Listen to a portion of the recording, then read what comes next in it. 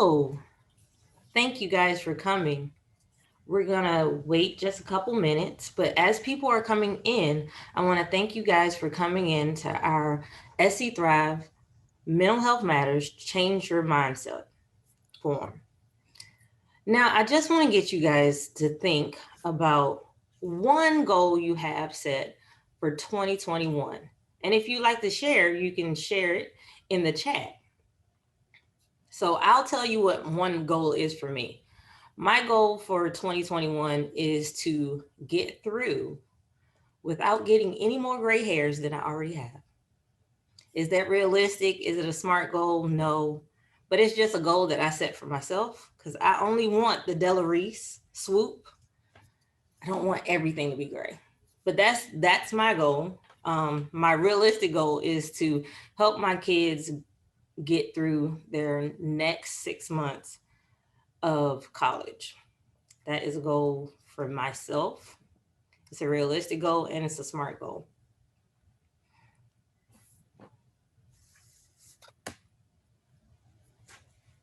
So we have Barbara. She said her goal is to declutter her closet. I have done that. I did that on the Christmas holiday and I didn't realize how much stuff I actually kept. So that's a good goal. So it's 11:30 and I'd like to start by telling you thank you for coming to SC Thrive's Change Your Mindset Mental Health Matters forum. Good morning.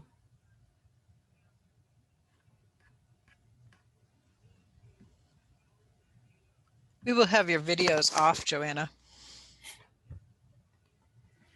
So just to give you a little idea of what SC Thrive does, SC Thrive leads South Carolinians to stability by providing innovative and efficient access to quality of life resources. What does that mean? In a nutshell, what we do is we help people that need help, assistance. We help them find the assistance, help them fill out applications, and get them to a point of where they can be self-sustainable, and stand alone. So today, our guest speaker is Jen. Help me out, Jen. Szymanski. Szymanski. She is one of my mentors. And Jen, can you tell us a little bit about what you do? Sure. So I have my own little business. It's called Szymetrics, and it's a little consulting firm, and I work with individuals and I work with teams and complete organizations. And my whole purpose is to elevate them in becoming their best version of themselves, whether it's as individuals or in a team setting. So I do facilitation. We work in a strengths-based environment. We always pull on strengths. And I do consulting with these companies to help build their teams, build their strategies in the best possible way forward.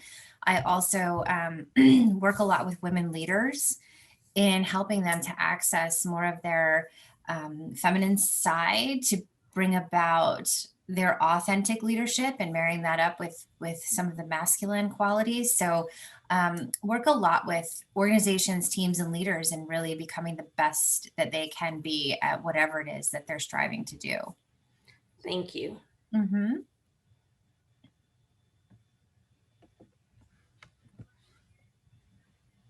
So today, I want to ask a question. Ever been in a really bad mood or situation and gotten the simple advice to just smile? As if it was that simple to solve all of your problems. Even though pouting and a bad temper can be a legitimate feeling sometimes, research has shown that smiling will not only leave you feeling happier, but that it has particular positive health effects on the body and mind. According to research, children smile on average 400 times a day, compared to an average happy adult who smiles maybe 40 to 50 times a day. And a typical adult smiles just 20 times a day. So You might be saying to yourself, why is smiling important? Well, smiling not only offers a mood boost, but it helps your body release cortisol and endorphins that provide numerous health benefits, including reduce of pain, um, stress reduction. It can even strengthen your immune system. So let's try it. Today, I'm challenging everybody on this Zoom call to just smile one time and see if it makes you happier in your day.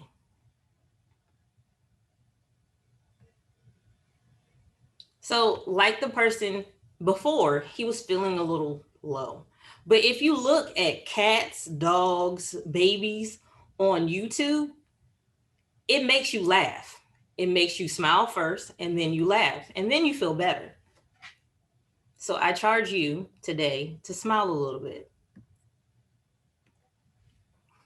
So usually when we map out a grand plan for life for today, for our businesses or for our children, we put a finish flag at the end. And we think to ourselves, when I get there, I'll celebrate. It makes perfect sense if you're expecting a nice straight line to victory. But knowing that we're going to encounter our fair share of disappointments, sometimes more than fair, between here and the finish line, we can't wait until we get there to celebrate. So, Jen, I have a question for you. How important is celebrating small victories? Wow. First of all, I'm smiling as I give you this response. So I want everybody who's on the call to know that I'm smiling, and I'm hoping that you catch my smile, even though you can't see it. Maybe you can hear it in my voice. I think it's very important to give yourself the permission to celebrate small victories along the way to wherever it is your journey is taking you, whether it's a goal that's short term or long term, but really like for sure on a long-term journey with a goal, you're going to want to celebrate the small victories, because sometimes this is what's going to keep you going, right? It motivates you to stay on track, to stay on task. If you're looking ahead and if it's really far out, you may start to feel like, oh, this is a little intimidating. I'm not sure that I have what I need, the internal fortitude or the resources to be able to get me there. But if you can celebrate the small wins along the way, it makes you feel happy. It reminds you that you are actually making progress. You may start smiling. It promotes satisfaction. And also it's a confidence builder, right? You're kind of depositing into that bank of confidence where you're saying, I can do this. I can make this happen. And it elevates your belief in yourself. So anytime you have some kind of long-term goal, I highly recommend milestones in between and celebrating the small victories and having something to celebrate that with. Is it going to be a new shirt? Or, well, maybe we're not going out to dinner as much as we were before, but maybe you're going to order something special in. Find something to keep you motivated, excited, and happy about the path that you're on. Thank you. I have a small victory. I have lost 5 pounds. So yay, that's my small victory. That's fantastic. That's a big victory, I think. Okay, I'll take it. I think so. So many of us ignore things we're truly passionate about because we feel it won't lead to financial needs to live a comfortable life. Enjoying the wait while you discover your purpose may feel a little awkward, weird. It might feel like you're lost. Let's face it, waiting is hard, but finding our purpose takes time and looking in the right place. Sometimes your purpose might fall in your lap. Other times you might have to research. You might have to wait till you have your savings account with the right amount so you can actually do what you want to do. So what can walking in your purpose look and feel like? Well, I think you made a really good point of that. Not everybody is just walks out the door one day and is like, this is my purpose and this is what I was put on the world, on the universe to do. And there can be some pressure put around having that definitive purpose, right? And like you said, I think the purpose finds you.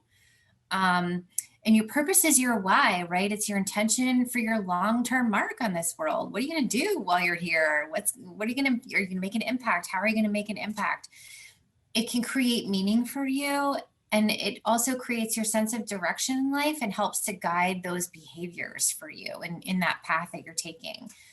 A purpose is likely going to change over time. It's going to change course over time. You may change professions and your purpose may feel differently, or you may leave a profession and decide you want to dedicate more time at home, or you may find some kind of cause that you feel really, really passionate about. So I think it's important to stay flexible and open to the idea that your purpose can shift, and that's okay. And a lot of times your purpose isn't even necessarily tied to money. You may not be making a lot of money with your purpose, but you're doing what you feel like you were put here to do. Living on purpose is a journey. It's fluid. It's not a destination. You're not just going to get somewhere someday and be like, I did it. I fulfilled my purpose. Like you are, and maybe you fulfilled one purpose and you're finding a new one. But I think that when you live in your purpose, you're feeling stronger, you're feeling more confident.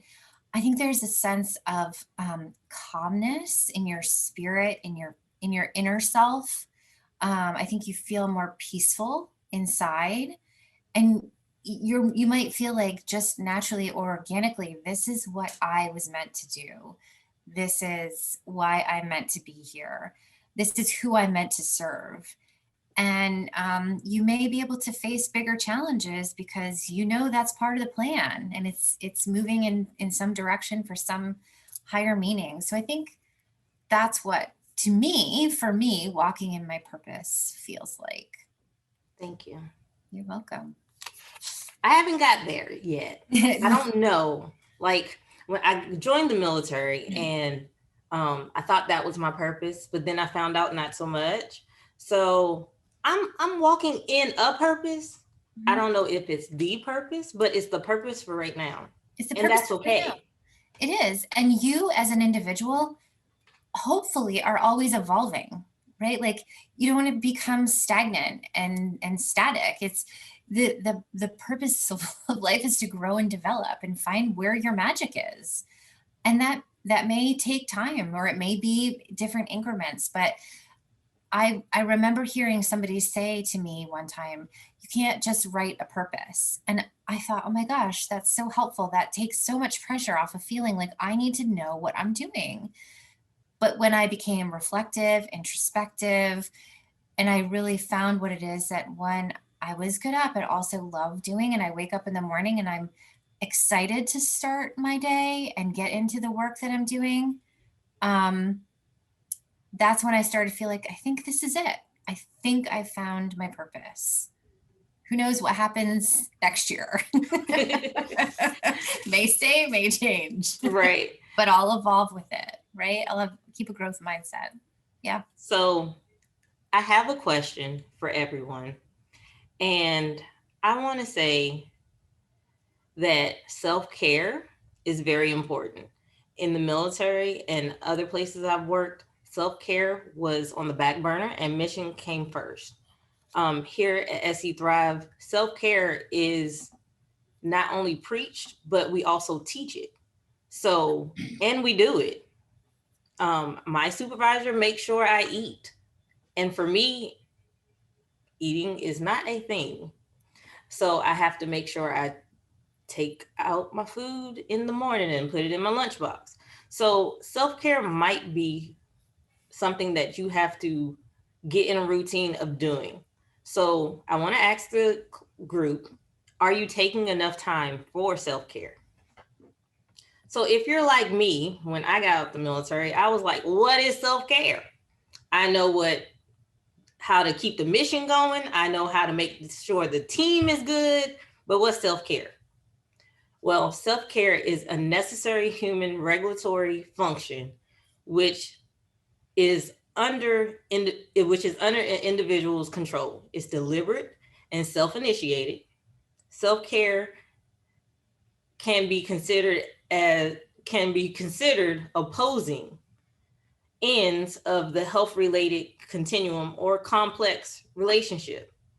Basically, what does that mean? Self care is what it sounds like. You have to take care of yourself.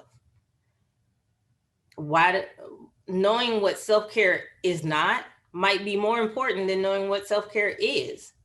So, in your opinion, what does self care look like?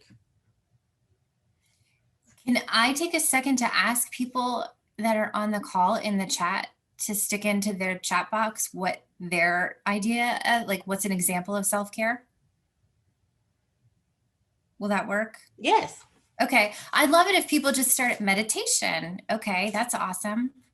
Anybody else have ideas of what self-care is? Or what your practice? Journaling. Yoga. Journaling, yoga. What else? What else are How about making a doctor's appointment and actually keeping it? Yeah. Yeah, there you go. Spending time in nature, reading. Awesome. Yeah. So self-care is something that is like what you were talking about, Eva. It's putting on lotion. Perfect. Yeah. Keeps your skin dry, like or moisturized, which in turn is going to prevent a lot of other issues, or just makes you feel good, right? Self-care is not an indulgence. And I think that's something, there's a difference between like self-care and a treat, like a big a treat, right? Taking yourself to the spa for a day, if you do that. I don't know if you do that, or getting a manicure, whatever it is that's kind of like above and beyond. I think it's something that is not an indulgence. I'm not holding my feet. That is definitely self-care. That is definitely self-care. I love that. Yeah. These are, I mean, I'm going to speak to that. There are things you should be doing every day to stay at your best. If you've got a full bladder, you're not going to operate efficiently. That's for sure. You may have some accidents along the way. But you need to nourish yourself in order to show up as our best self in the world and serve others. And if you don't do that, here's one: prayer, spiritual growth, believing my worth, knowing I have a God-given purpose. Yeah, that's being kind to yourself, right? That's loving kindness. That's self-care. Some of the things that I think of are saying no to someone, even if you think it's going to disappoint them. You have to take care of yourself. You need to prioritize. Dealing with your finances, that's not fun, but it keeps things in order. Maybe it's going to bed at night instead of watching that last series of something on Netflix or Amazon, because you know you have to get up at 5 a.m, and you're going to be totally exhausted if you stay up. It's better to binge. It's better to binge on when you know the next day you don't have to go to work. Yeah. Find a Saturday, find a day off. And that's giving yourself ultimate self-care. You're just sitting and you're letting your brain rest and your body rest. Talking to myself like I talk to a young child that I love. Yes, self-love. We should all, thank you. Is that your name, Toya? Yeah, thank you. I wish we could all do more of that, because that's so very important. So it's self-care is really doing the things that are important, that are going to keep you at your best for your day. And they should be routine, things that you put into place every day: meditation, prayer, going to the bathroom, eating, right? Making the time to do those things that nourish you inside and out. Yeah. So why does it matter? You might be asking. It matters because self-care affects your whole life. It affects the interaction you have with your family, your coworkers, at a restaurant. If you're ordering a meal and you're mad because something happened somewhere else, you might be taking that out on somebody that doesn't deserve it. So first, ask yourself, are you overstimulated or understimulated? Have you been getting sick? Have you been sleeping? Most people sleep 6 to 8 hours. I know when I got out the military, I had a problem sleeping. So my anxiety level was high, but now I'm better. I sleep about 6 hours instead of 5. So I'll take it. I'll take the little victories over sacrificing myself. you want to address stress because it can lead to depression and burnout. And we're just coming off of 2020, and that was COVID. We're still in that pandemic. So everybody has stress, but it's more now because we're worried about, um, does the person with the mask on have COVID? If they sneeze on me, am I going to get it? Is my child all right? Is my husband all right? Is my mom all right? Um, if I order a meal, are they going to have on mask? If I walk past somebody, did they use hand sanitizer? So the stress level is high, but you don't have to have a high stress level. There are things that you can put in place, like journaling. You can just be happy for what you have and not focus on what happened yesterday or the day before. Live in the moment. That's right. So there's a doctor, Sherry, and she was speaking at a graduation ceremony. And what she said is she was able to find her purpose and change her outlook. And by doing so, she found that people can alter their lives by changing their attitudes. You're not a failure because you try something and it doesn't work out. You fail only when you stop trying. So I want everybody to think about when you were growing up. Did you, if you couldn't play basketball, did you feel like a failure, or did you just move on to another sport? Or you figured out that sports wasn't your thing and you picked up something else? That's kind of the way that we all should be. Telling someone to never give up is a terrible advice. Successful people give up all the time. If something isn't working, smart people don't repeat and repeat and repeat. They revise, they adjust, they pivot, and sometimes they even quit. As the saying goes, insanity is doing the same thing over and over and over again and expecting a different result. Life requires both strategies. Sometimes you need to display unwavering confidence and double down on your efforts. How do you define failure? So I think when you fail, you haven't achieved something that you set out to do, right? Whether the circumstances didn't support you, or you decided you weren't going to move forward with it, or you just gave up on something. But I think, and I'd love to see in the chat box, who has failed? Yes or no? Happy. I would love to see how many people are happy or okay to admit that they failed at something. I'll be the first. Yes. I'll be the second. I have 2 hands up, 10 fingers here. Like full on failure has happened. I have. Good, Margie.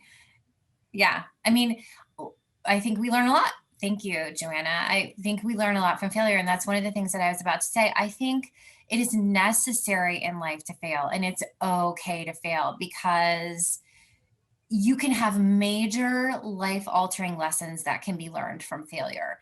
And one of the things that I think failure does is it strips down our ego, that part of us that we get so caught up in, right? And then that can open the door to so many other things like kindness, empathy, and compassion. Failing can, if we look at it in the right way, if we take every living person has and will fail. I missed that in the chat. I'm going to open the chat because I think these are great responses. You don't have to fail at life. That's right. Because you can learn from it and pick yourself back up and change directions. You can gain a lot of experience and knowledge from it. I was telling Eva as we were going through this that I read that Einstein went through 10,000 iterations of the light bulb before he came up with the one that actually worked. Imagine if he just was like, nope, not going to go any further. Like, where might we be? You know, I mean, somebody else might have come along and done it later, much later. It might have been a different situation, but it was perseverance. There we go. Babe Ruth struck out 1,330 times, but was is a baseball legend. A lot of very smart and successful people in the world have failed multiple times over, and they took the learnings from it, and they moved forward and they tried something else. So if you allow it, it can teach you a lot. You can change and gain perspective from it, and you can definitely grow as an individual from failure. Thank And it's you. going to happen. Yeah, it's going to happen. It's inevitable. If you ever heard of human error, you're human. You're There's human, possibility that you might create human error, but it's okay. You can take it, learn from it, move on. right? It's part of your humanness. So I want everybody to remember to take care of yourself. You can't pour from an empty cup. You can try, but nothing's going to come out. When it feels like life is spinning out of control, it can affect your mood, thoughts, work, and relationships. It can even affect how you look. You may even lose hope for a brighter future. When you have lost a sense of control over your life, it also makes you more likely to avoid problems instead of tackling them. It might make you, if you're an extrovert, it might turn you into an introvert. It takes a lot of fortitude, mentally and physically, to tackle something seemingly simple when your life feels like it's in a downward spiral. So, what do you do at that point? Well, you let it go. When you decide that you're ready to walk into your amazing new purpose, you're going to need to let go of things. Well, I don't have a perfect formula of how you let it go, but I can say this: you don't limit yourself, you don't hold yourself in a small box, and don't hold on to your pain. Lisa Nichols said it best: sometimes your future can't fit because you're too full on your past. Sometimes it can be hard to let go.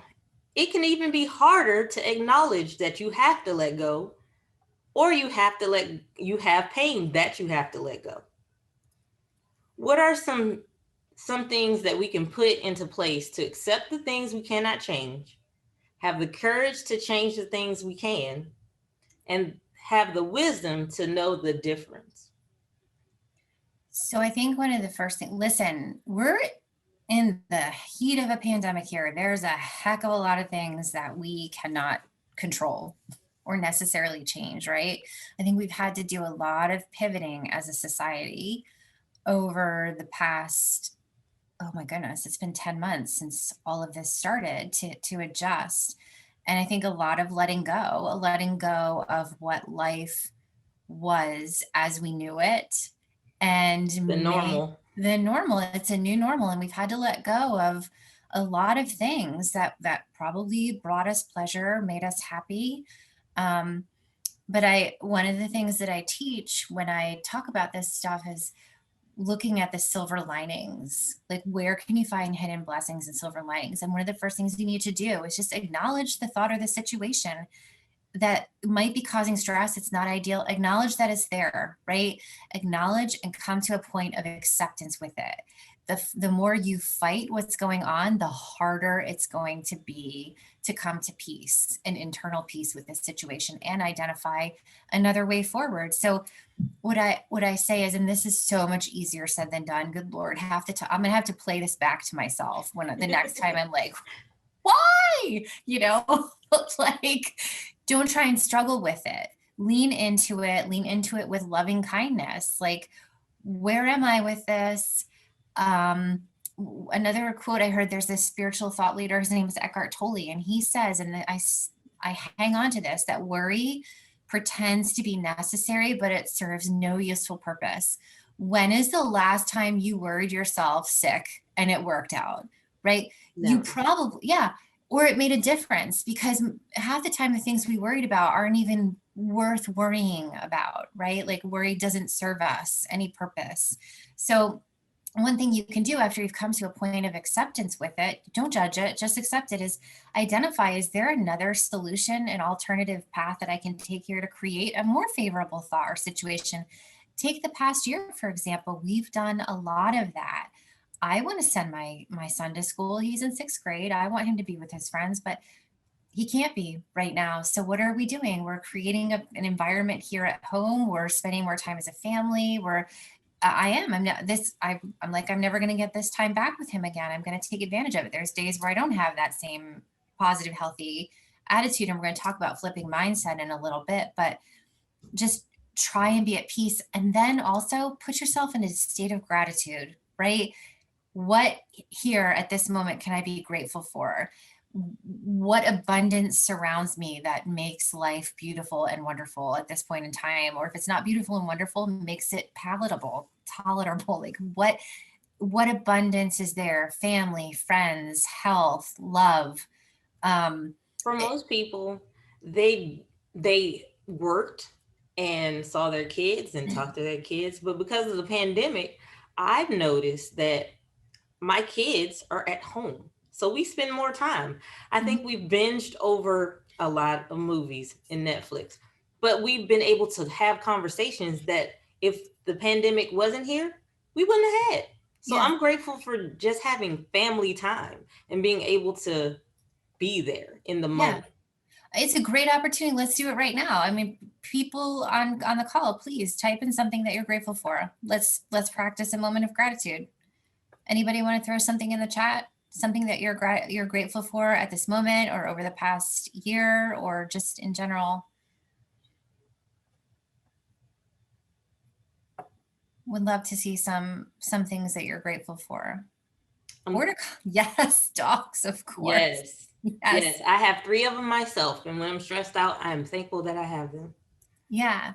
The ability to work remotely. That does provide flexibility. Daughter and soon another daughter. Awesome. Congratulations on that. Anybody else have anything that they want to share they're grateful for?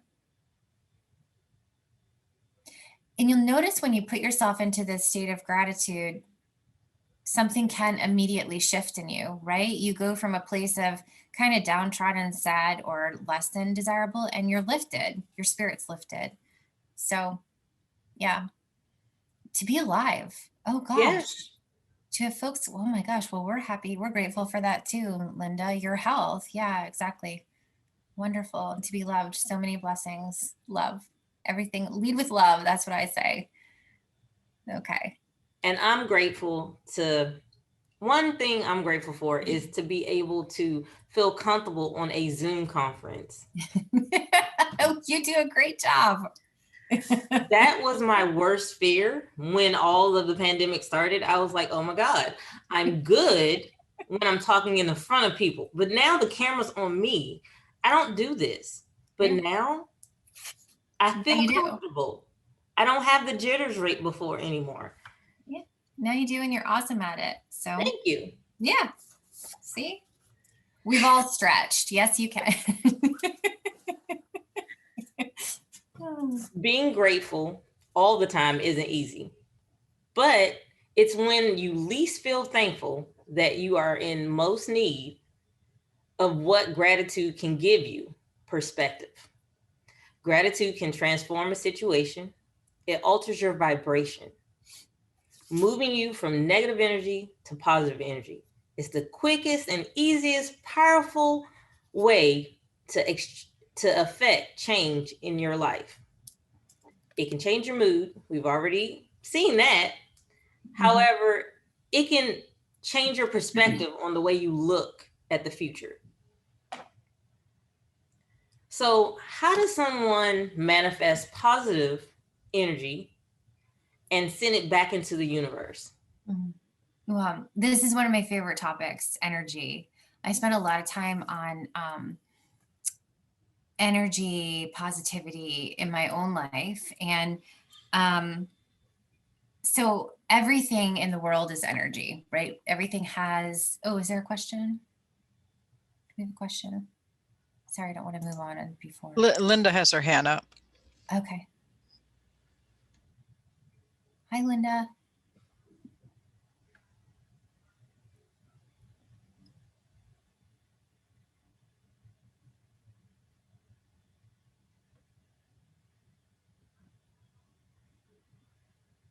I don't think she had a question. I think she was raising her hand saying yes or Okay. answering the question.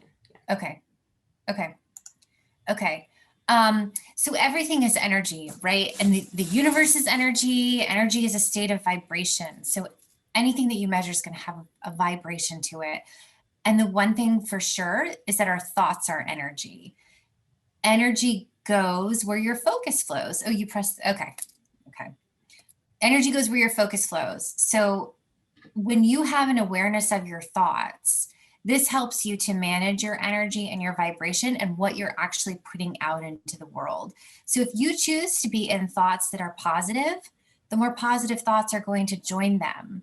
And the more attention you pay to a thought, it's easier, the easier it becomes to think about it. And then you'll see the more evidence of positivity in the world around you. So how do you manifest positivity and send it into the universe? Start becoming aware of your energy by paying attention to your thoughts. And when you're having a thought that is not positive or kind of takes your energy away, is draining on you, shift it. Think of the, I like to think of the positive opposite of a thought that I'm having. So if I'm feeling like, oh my gosh, I'm so overwhelmed and so tired right now, the one thing that then I can do is I can shift and say, I'm so grateful that I have the work that I have to do. Maybe I need to find another way to get it done, that it's not so draining on me. But that takes practice to become aware of your thoughts. But by being aware of your thoughts, then you can shift your energy and put that positive energy out into the universe. And that's contagious, let me tell you. If you're around somebody who's high vibrational, sometimes people are like super annoyed by positive, energetic people, but most of the time, the energy spreads and that's contagious, right? Like I just smiled and I saw Eva smile back at me, right? Like, so you can feel the vibration, you can feel it. And when somebody is operating on a lower vibration, you're either like, you start to sink, or you're like, like me, I went out. I got to move on. I got to be where somebody's going to fill my cup and their energy is going to charge me. So does that answer that question? Yes, ma'am. Okay. Who are we if not in relation to one another?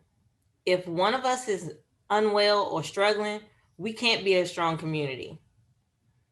According to the World Health Organization, self-care is what people do for themselves to establish and maintain mental health, to prevent and deal with illness. However, community care isn't just about being there for other people in the way that you think is helpful. Sometimes you need to step out of the box and walk down or pick up the phone and check on people. Take the initial first step to reach out and ask people, hey, are you doing okay?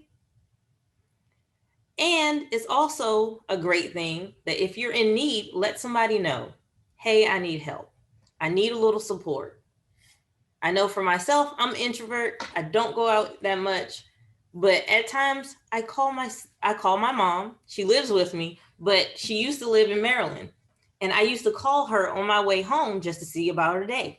Now she lives with me. I still pick up my phone on my way home to see how her day is. Even though we live with each other, it's just a routine. It makes her feel good, because if nobody called her that day, she might feel down.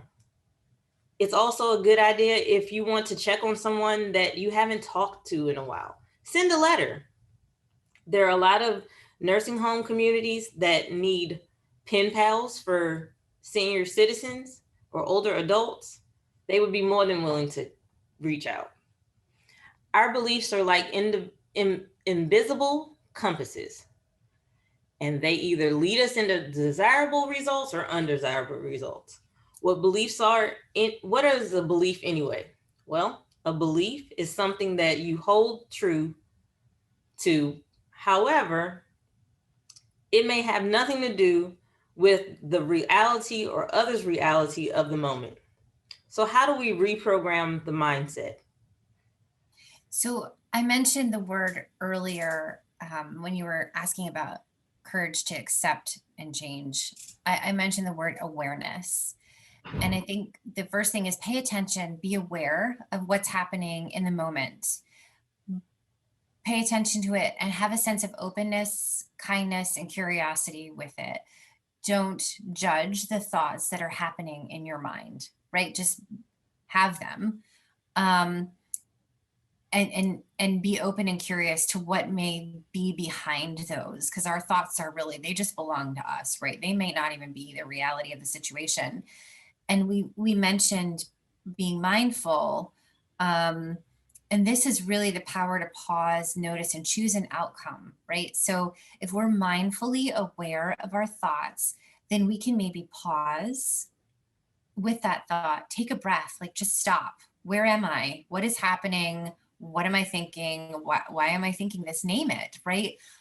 Oh my gosh, I'm feeling completely frustrated with the situation that I'm in right now, but that's where I am. So be with it, let it go through you, and then let it go, right? Let it go through. Don't judge it. Be curious about it. Where is it coming from? And then take a second to think about what could be the best response or outcome that you could have for this. Um, and you have the right, you have the ability to rewrite that outcome from what it could have been to what you want it to be. You also have the ability to realize in that moment, you might not have the resources to deal with the situation in the way that you would best want to deal with it. So you may just need to be with it and let it ride out and let it go through you and come back to it when you have the proper resources. So important to not judge yourself, let it go through you, be with it, name it, and then rewrite an outcome of what you want it to look like. Right? I'm so frustrated. I'm so angry. I'm gonna just breathe, be with this, and then I'm gonna, what is the outcome? What can I do? What can I learn from this? What can this teach me? Develop yourself through the process, because you can really make it that you shift your perspective and how you're seeing things and how you're handling things. Does that help with how you shift minds with tools for shifting mindset? I believe so. Yeah. So, if you're trying to figure out what mindfulness is, first you want to practice affirmations. So, if you're feeling down, um, I know that we can tend to be our hardest on ourselves, and we're our own worst critic. Over time, this can be form a negative opinion of yourself, and it's hard to shake. So to stop this, you'll need to be mindful of the voice in your head. It's that thing that you keep hearing. You're not crazy. However, you can shift your mind by responding to it with a positive message. Mhm. It's sometimes known as positive self talk. So, what is mindfulness? Well, mindfulness can be a multitude of things. So, how can a person practice mindfulness throughout the day at work? Yeah. Um, First of all, if there are things that trigger you, identify what they are so you know how and when to respond. Take a few minutes just to be in quiet. Go away from people, your phone, your computer, any kind of devices, electronics. And I think the best way to kind of regroup and recenter with yourself is to be in stillness. Where can you find quiet? Go out into nature. If you're somewhere where you can enjoy being in nature and connect with yourself in the moment, be in the moment, stop, pause, and just breathe. Sometimes just being conscious and aware of your breath can bring you back to a mindful situation. And one of the things I do, I mean, I walk around my house and I'll stop and I'll say, I'm breathing in, I'm breathing out, right? Like I don't have to do any crazy counting or picturing this or picturing that. And if that's your thing, that's great. But sometimes if it's just connecting to your breath, I'm breathing in, I'm breathing out. I'm aware that I'm in the moment of the breath, right? If you're able to get out into nature, what do you see? Be really aware. Open yourself up to, what am I smelling? Can I feel the breeze on my face? What is the temperature? Is it hot? Is it cold? How does that feel to me? Um, Another thing you can do is find things to be grateful for during the day, right? Instead of the attitude of, um, I have such a busy day today, maybe say, wow, I have a full hour for lunch today. That's awesome. I am busy, but I have a whole full hour to just eat myself. Like, go away from your desk, eat your lunch, enjoy what you're eating, taste what you're eating. And then also another thing I think that is important is to just try and focus on one thing at a time. We are definitely in a period where we're trying to do so much at once, multitasking, just trying to get a lot done in short periods of time. And I think that opens up the door for making mistakes, which can then get you into bad mindset and then you're spiraling downwards. So if it's possible in the workday, try to focus on one thing at a time instead of doing so much at once. How can you manage your energy levels throughout the day? I know we talked about the ebbs and flows. Mhm. I know I'm a morning person, but by 3 o'clock, I have hit the wall and I'm like, is it 5 o'clock yet? Mhm. 5 o'clock yet? But now, since I know that, at 3 o'clock, I'm going to hit the wall, I've kind of switched what I do. Mhm. So, how does a person manage their energy levels throughout the day? Right. It's a great question. And I think if you can become, I keep using the word aware, it's like the buzzword for our talk today, but awareness of self in so many different ways is really key. Um, I manage my energy through recognizing if I'm in one of two states, which is either high tide or low tide. I love the ocean. I love the water. I feel very connected to that. So I can kind of visualize and relate to that idea of tide going out, tide coming in. Um, High tide for me is my energy is really abundant.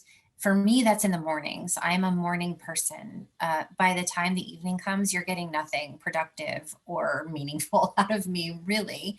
It's a time, if your high tide is evening, then you may be more productive. Then you may come alive.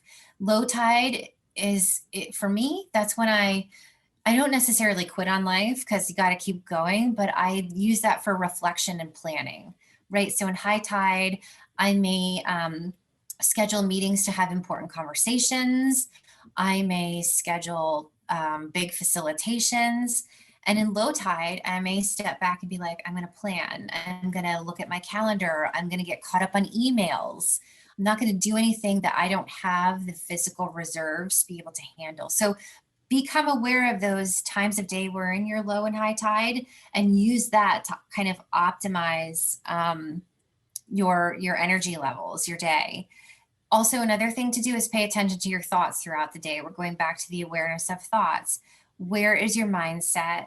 What are you thinking about? Do you need to shift your thoughts and where you are to boost your energy? So if you are thinking, I'm so overwhelmed, so tired, I'm so exhausted, I have so much work to do, those are generally negative vibrations. They're going to be draining. They're not going to provide you the energy that you need to get through whatever it is you have to get through. So, what can you do to shift? What kind of positive self talk or positive opposites can you bring into the mix? Know what you can do to recharge and refuel. Do you need to take a walk? Do you need to have a snack, have a drink of water, have a conversation with somebody? And then again, go back to your breath, right? I am breathing in, I am breathing out. Become present with where you are and just take a pause and be still. So in the chat, I've put, do you all have questions? So right now we're just gonna open it up for questions. But I do have resources, so I'm getting ready to roll through the resources. And we also have a survey for today. we want to listen to our audience and bring relevant conversation up.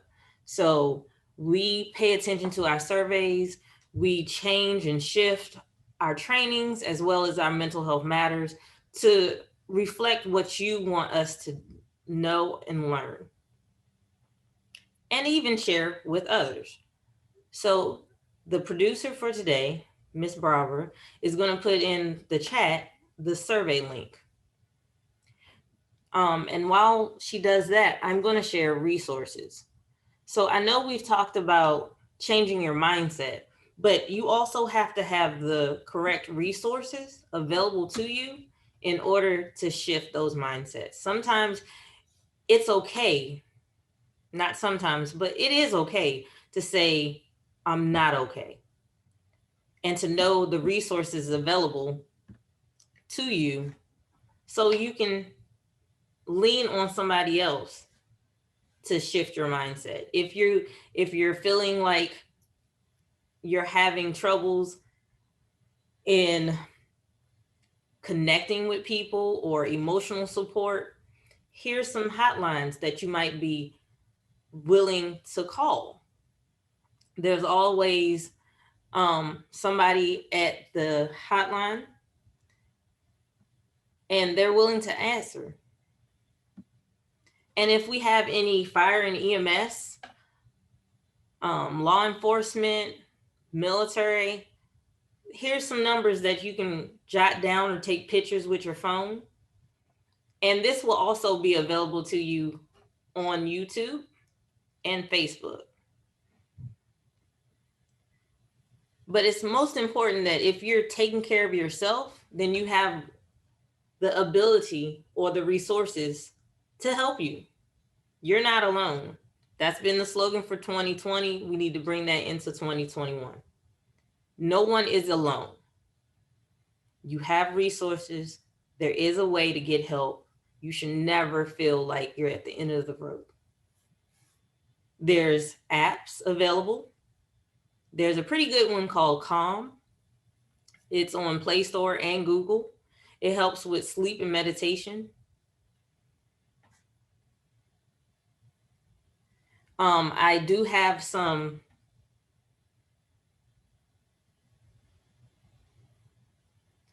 Miss Linda, if you email Miss Barbara, if you not email, but if you can give us your email address, if you can private message Miss Barbara Miller, I will make sure to email you the list. But this list is a rotating list. We always have resources at the end of our mental health matters related to our topic. Also, there's 25 journal prompts to stress reduction and anxiety that we have available. We also have, I know this sounds really kiddish, however, there is Crayola.com. Crayola.com has adult coloring pages and it's free. All you need to do is download. And if you're not big on coloring, it's okay. There are apps on your phone that you can just color by number. All you have to do is tap on the screen and you're coloring. So there's something for everyone. So without further ado, I would like to thank our sponsors. And most of all, I thank you for attending our forum today. Thank you, Jen. And you can reach out to us at sethrive.org. You can even call us at 800-726-8774. You can check us out on Facebook, Twitter, Instagram, and YouTube. And it ends our forum. Thank you for attending.